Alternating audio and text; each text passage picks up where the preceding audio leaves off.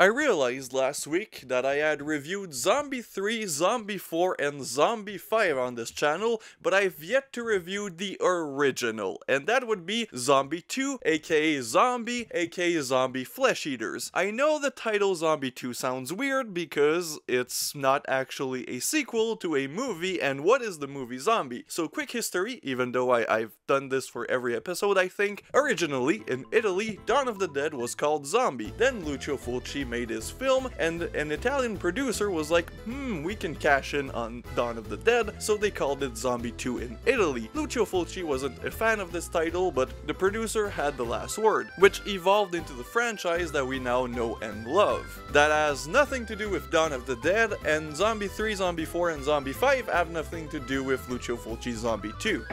Keep the British out of your prose, huh? It starts in New York, like many of Fulci's film, and we see a boat just vibing in the river. It almost gets hit by the Staten Island ferry, which wouldn't be the worst thing to happen in Staten Island, and then the police or coast guards get called. They find out that the boat is empty. At least that's what they think. One of the police officers goes down into the boat basement, the basement, only to be ambushed by a very American-looking zombie. Get it? He's big. Then the main character, played by Tisa Farrow, who sadly passed away recently, whose name is Anne Bowles in this film, is called on the scene because this is her father's boat. Her father is a doctor that was working on a project on an island called Motul. And then we meet our other main character, played by Ian McCulloch, who for people who are familiar with Italian genre films, he was in Luigi Cozzi's masterpiece, Contamination.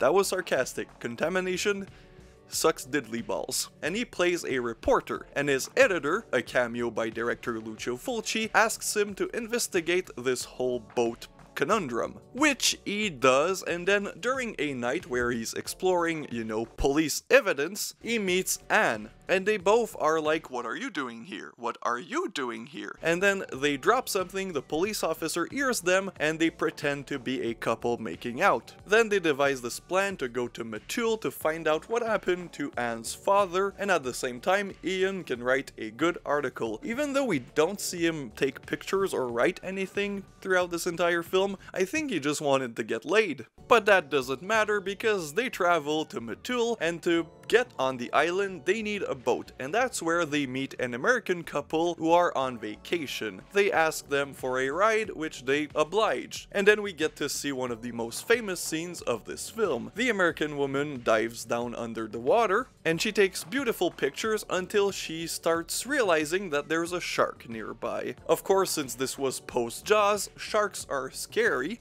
so she panics. She hides from the shark, but under the water there is somebody else, and that is a zombie, who holds her until she gets away, and then the zombie fights the shark.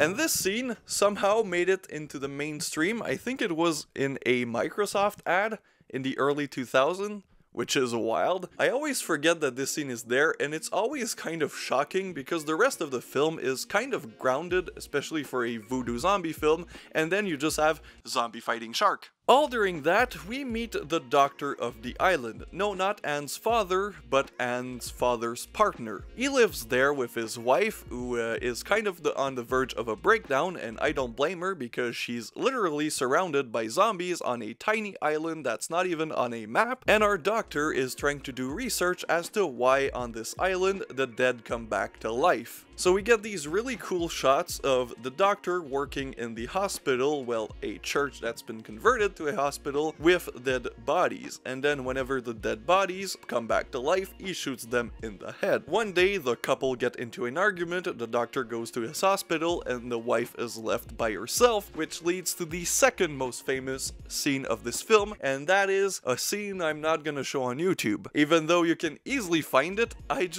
all my videos have been demonetized. I think I've been shadow banned, so I don't want to take any risks. That's why I'm reviewing a fairly well-known, not I was gonna say not super graphic, but I mean like there's no nudity, there's just a lot of blood. So yeah, the lady gets a splinter in the eye, it's a beautiful scene, wonderful display of special effects, and it's amazing. Going back to our little group of American travelers, and they get on the island and they realize that it's going not good. It's not gonna go good for them. This is a zombie movie. They're gonna be surrounded by zombies and they're probably all gonna die.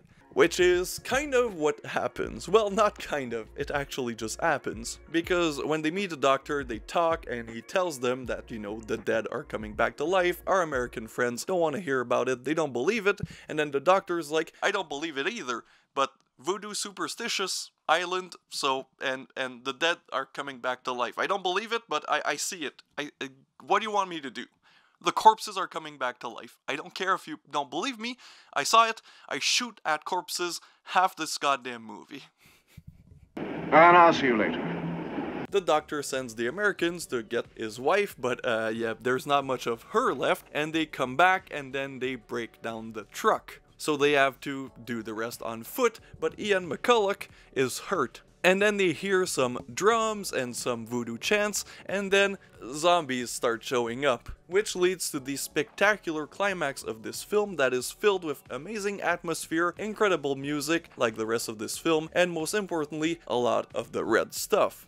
The gore is mwah, chef's kiss, but you kind of expect that from a Lucio Fulci film. The final battle between the humans and the zombies in the church is just amazing, and it's truly one of the best moments in zombie cinema ever. In fact, this is probably my favorite zombie film ever. The Dead franchise is very close to this, especially Day, especially Dawn, but man, there's something about zombie that I just adore. Anyways, the conclusion is that Ian McCulloch and Tisa Farrow are the only ones who get away, and then they're like, let's go back to the States. And then they open the radio and realize that New York is now a zombie-infested shithole, instead of just being a shithole. So, what are my thoughts on Zombie? I've already said that during my review. This is my favorite zombie film, or at least second, and I just recently saw this in the theaters, and it was amazing. That's why I decided to do this video. I was just watching that movie, and then I realized, damn, I always forget how violent and gory this flick really is. It's kind of spectacular, the display of special effects, especially since this came out in '79, which wasn't long after Dawn of the Dead. In fact, I think it was 1 year. Let me check. Yes, it was. Thank you, internet. Because the contrast between Dawn and this, and I'm not putting them in a competition, both of them are masterpieces in their own rights, but I mean the makeup of the zombies. Compare Dawn to this, it's miles above. The zombies actually look like rotted corpses. And even though the character aspect isn't quite at the level of a Romero film, the gore in this and just the brutality kind of compensates for that. I'm not shocking anybody. If you're subscribed to this channel or you know Italian genre films, you've probably seen Zombie, and I don't think I'm surprising anyone by saying that it's a masterpiece, but if you don't think it is, well, you're just plain wrong, and I don't want to hear your opinion because they're invalid. Also, this was a more throwback video. Recently I've had problems with YouTube and I've kind of been getting frustrated, so I've decided to make this video kind of old school, where I just talk really fast and I make this video shorter. So hope you still appreciate it. Anyways, you can subscribe to my Patreon, and most importantly, please subscribe to this channel, give this video a like, do all that doodad, and yeah, and check out my Patreon, like I just said. I'm repeating myself. I have dementia.